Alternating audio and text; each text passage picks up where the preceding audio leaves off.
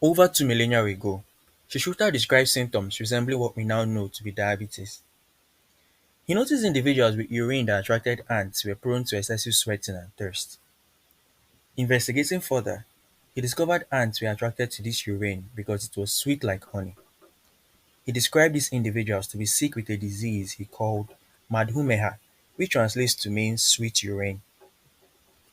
European apothecaries subsequently discovered that Gallagher officinalis, commonly known as goat rue or French lilac, could lower symptoms associated with madhumeha. As early as 1772, physicians like John Hill began recommending French lilac to treat conditions of thirst and frequent urination.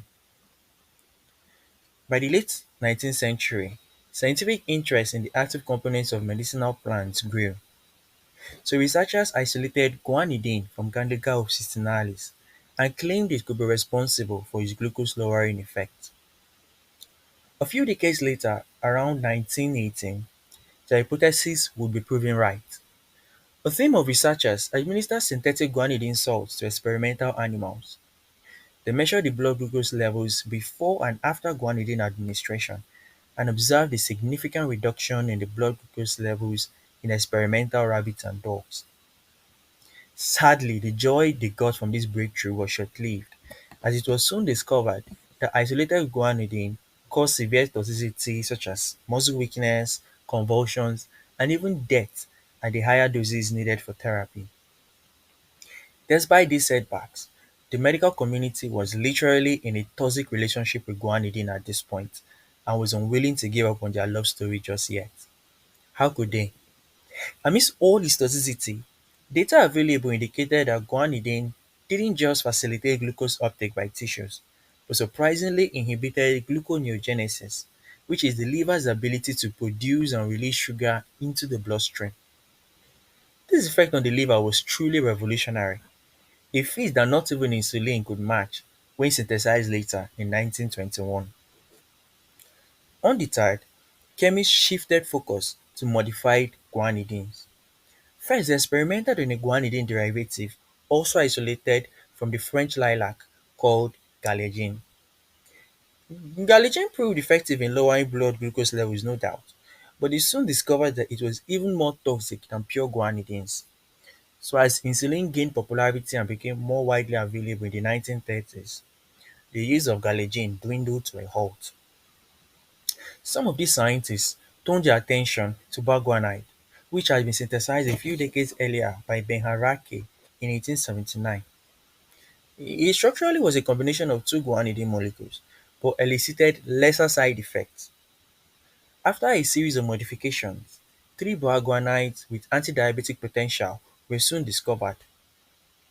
We got metformin, which turned out to be the least toxic and most effective. Then we had penformin, which was an even more potent baguanide, but it led to lactic acidosis, while buformin was similar to penformin in efficacy and side effect profile, but was just less commonly used. So how did we discover metformin specifically? Well, in an attempt to calculate baguanide, Emil Werner and James Bell in the 1920s synthesized NN-dimethylbaguanide, which we call metformin. Unbeknownst to these scientists that they had discovered gold, they did not probe to determine the drug's biological effect on diabetes. Over the years, with the discovery of insulin in 1921 and sulfonylureas in the 1940s, further research on metformin stalled for many years. However, there was still a vacuum in the diabetes community, as insulin best worked for juvenile onset diabetes, while sulfonylureas mainly induced insulin secretion and was ineffective in treating patients with insulin resistance.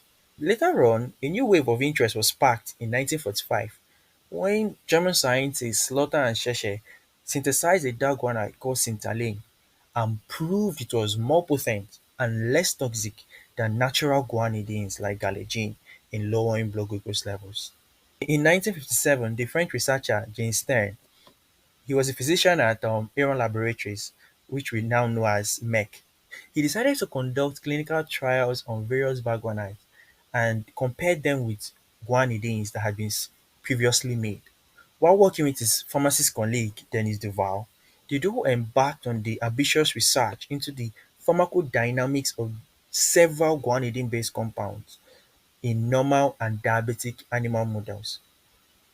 In the course of their work, they noticed the guanidine-based compounds required high dose to be effective, while still producing limited glucose lowering and were highly toxic. However, one compound stood out: metformin. It was efficient in lowering glucose levels, while patients experienced only minimal adverse effects, so they singled it out for further study in the diabetes clinic. The studies indicated that metformin could replace the need for insulin in some individuals with maturity onset diabetes. They also noted it didn't crash the blood glucose to levels below the optimal concentration for the body to perform, as has been discovered with sulfonylureas.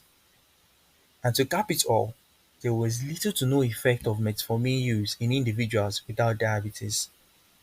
This impressive safety and efficacy profile was enough for Stein to publish his findings in a medical journal.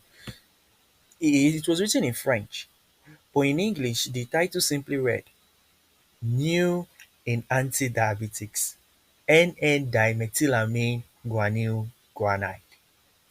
This landmark paper led to the emergence of metformin as a mainstay in diabetes therapy.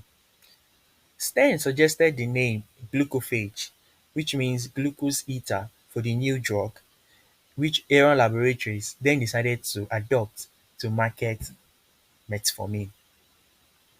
Metformin was soon widely accepted within Europe as a treatment for type 2 diabetes, but remained unapproved in the US due to concern over the possibility of lactic acidosis, and you couldn't really blame them. Penformin and buformin were notorious for causing lactic acidosis and were soon discontinued in much of Europe by the late 1970s. However, the incidence of lactic acidosis among users of metformin was much lower, and most of the cases seen were as a result of inappropriate use in contraindicated patients, such as those who had chronically impaired renal function or in those with acute kidney disease. Metformin became standard care therapy in diabetes management. And on the big stage, scientists decided to check out the long-term safety and efficacy of metformin with a larger sample size. So they embarked on a study called the United Kingdom Prospective Diabetes Study, which was a phase 4 clinical trial that spanned over 20 years and comprised of more than 5,000 new type 2 diabetics. The study proved metformin reduced diabetes-related deaths by as much as 36% in overweight patients and lowered the risk of myocardial infarction, commonly known as heart attacks, by as much as 39%. This was groundbreaking, as scientists had observed rapid buildup of atherosclerotic plaques in the blood vessels of people with high sugar levels. This positive data helped solidify metformin's role as a first-line treatment for diabetes management. And 2 years before the end of the study, on the 29th of December 1994, the FDA approved the use of metformin in the United States. Metformin soon became the first-line drug in diabetes therapy all over the world and has maintained its early status throughout the decades that followed. The value of metformin in modern medicine has not slowed down but has even expanded over the years. For instance, metformin is now used in prediabetes as it was discovered to reduce diabetes risk by 31% in prediabetic patients. Researchers have also discovered metformin's positive effect on weight loss and polycystic ovarian syndrome, which has made its off-label use as an integral part of fertility treatment and obesity-related issues more predominant. Metformin is one of my favorite medications, which is why I delved into its history at the beginning of this series. For me, it is the gold standard for safe and effective medications, and I can't help but sometimes imagine how close we were to missing out on this wonder drug if scientists before me weren't resilient and allowed its toxic precursors to discourage them. The success of metformin is a testament to the impact that tiny yet progressive scientific innovations can have on our world, where each generation of scientists stand on the shoulder of giants before them. So, to all the heroes who contributed to gifting the glucose eater to the world, they can all share the sentiments of Jane Stern, who admitted with a tinge of pride in his heart, "When I look back on my life, I definitely can say that I've served a purpose on earth."